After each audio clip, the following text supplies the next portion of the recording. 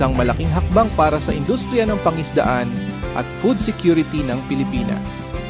Personal na sinuri ni Pangulong Ferdinand R. Marcos Jr. ang bagong rehabilitated na PFD Aswal Fish Port sa Swal, Pangasinan.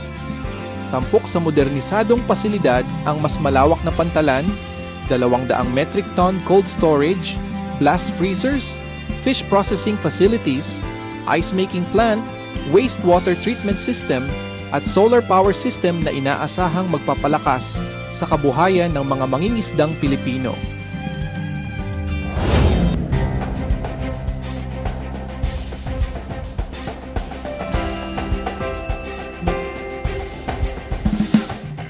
Napakalaki po ng role ng fish port kasi dito po kami dumadaong. At dito na rin po namin kinukuha yung negosyo namin. Dati po kasi hindi po siya maluwang. Ngayon po pinaluwang na siya. And then nilagyan na rin po ng shed. Kasi po dati wala siyang lilim. Ngayon po mayroon na. Nakakapag-taas na po kami ng isda na kahit umulan man o umaraw. Wala na po yung hihintayin mo pa na lulubog yung araw para hindi masyadong mainit, gano'n. Or kapag umuulan naman, hintayin pa namin na titila yung ulan para lang maitaas yung isda namin. Sa ngayon, napaka-komportable na, may silungan na po kasi kami. Malaki po na itutulong nito kasi nga po kapag halimbawa, hindi namin maisisell kaagad yung isda, nandun na napapaganda yung quality ng isda namin, pwede namin ditong idaan muna. Lalo na kung sobrang bababa ng presyo ng isda, pwede namin siya idaan para ma-process siya and then pwede namin isell kapag maganda-ganda na yung presyo ng isda namin. Malaki po talaga yung naitutulong ng fish processing na to or refrigeration. Kasi nga, napapatagal yung buhay ng isda, napapaganda yung kalidad nito. Puso po kaming nagpapasalamat sa ating mahal na Pangulo sapagkat yung suporta niya para sa amin na mga mangingisda ay nandun na binibigay niya. Kaya nga po nagpapasalamat kami kasi mayroon itong cold storage para kahit papaano po mailagak muna namin yung isda dyan, lalo na kung sa panahong ito na bumababa yung presyo ng aming isda. Yung fish port sa amin napakahalaga kasi dito kami kumikita, dito kami naghahanap buhay para sa aming mga pamilya, sa aming mga anak. Unang-una, safety, yung safety ng mga nagtatrabaho dito at saka yung mga nakatira dito. Kasi pag yung mga luma na, marami ng mga danger na siya. Kaya pag pinaano siya, nagiging efficient yung pagtrabaho ng mga tao, yung sistema, nagiging maganda. At saka siyempre pag bago, yung mga kumbaga gustong mag-negosyo rin dito, parang maaakit din sila na mag-invest o kaya mag-negosyo rin sa loob. Unang-una, nagpapasalamat tayo sa mahal na Pangulo kasi kahit pa paano nakita niya yung kahalagan din ng fish port tsaka ng itong DA, yung Department of Agriculture, malaking tulong sa mga mangingisda at sa mga magsasaka na nakakapagbigay sila ng magandang trabaho at tulong para sa mga tao.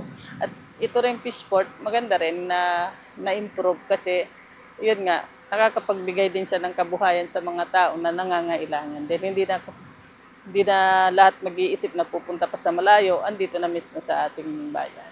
Ang Sual Fish Port ay rehabilitated ngayon, kakatapos lang. Meron tayong makikita nyo sa likuran ko yung ating refrigeration building. No? Meron tayong processing area, blast freezers, 4 na cold storage room. Ito ay moderno, no? Kakatapos lang this month and dito natin ipaprocess yung mostly mga bangus products ng Sual and other areas of Pangasinan, no? And aside from the refrigeration area ay inayos at in-upgrade din natin tong ating pier area doon sa likod naman. In-extend natin, ginawa nating 224 meters, no? May lalim siya na -5 to -6 maximum. So, nakikater din niya yung ating mga mangingisda at ang ating assets ng Bureau of Fisheries and Aquatic Resources. Directly, mas mapagaan sa kanila, lalo na sa ating mga bangus growers dito sa Pangasinan.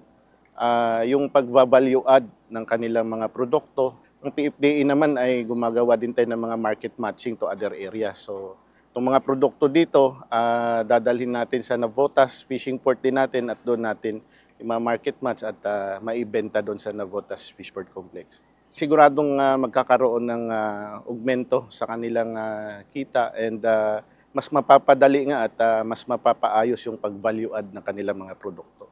Well, ang utos ho ng ating Pangulo ay i-improve lahat ng mga ports natin sa buong Pilipinas at ma-address yung kung sakaling maraming dagsaan ng huli o kaya ang ani ay meron tayong post-harvest na at ma-preserve, no? At so para mag-stabilize ang presyo at of course kumita lalo ang ating mga mangingisda.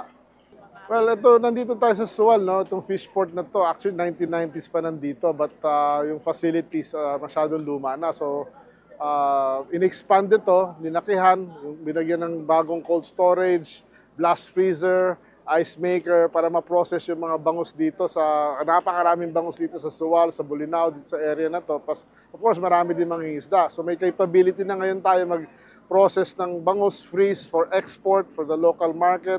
At of course, pati yung mga isdang dagat na nahuhuli ngayon, pwede nang i-freeze, no? Para makarating sa lahat ng parte ng Pilipinas.